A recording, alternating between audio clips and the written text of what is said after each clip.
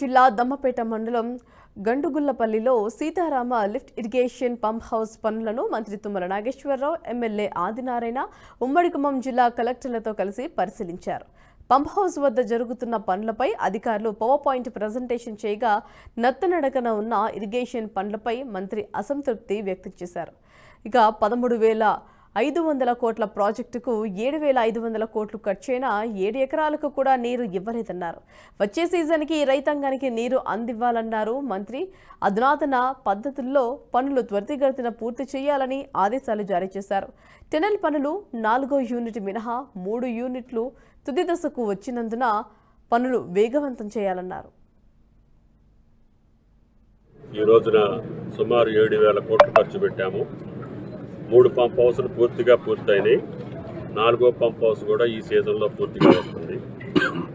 కాకపోతే మధ్యలో ఉన్నటువంటి టన్నెల్స్ వల్ల ఆ టెక్నాలజీ డిలే అవుతూ ఉంది.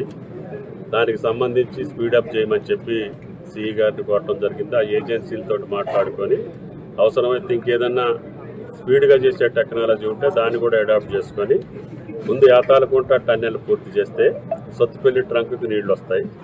దాని తర్వాత డైవర్షన్ తోటి ఈ టన్నెల్ తోటి పని లేకుండానే వైరా రిజర్వాయర్కి తీసుకెళ్లే అవకాశం ఉంది. అందుకని వైరా రిజర్వాయర్కి లింక్ కూడా ఒకటి పూర్తి చేయమని చెప్పాము. ఆ లింక్ పూర్తి చేస్తే ఈ సంవత్సరంలోనే వైరా రిజర్వాయర్కి గోదావరి నీళ్లు పంపించే అవకాశం ఉంది. దాని తర్వాత ఇంకొక టన్నెల్ ఉంది, అది ఇంకా ప్రభుత్వం నిర్ణయం చేయలేదు.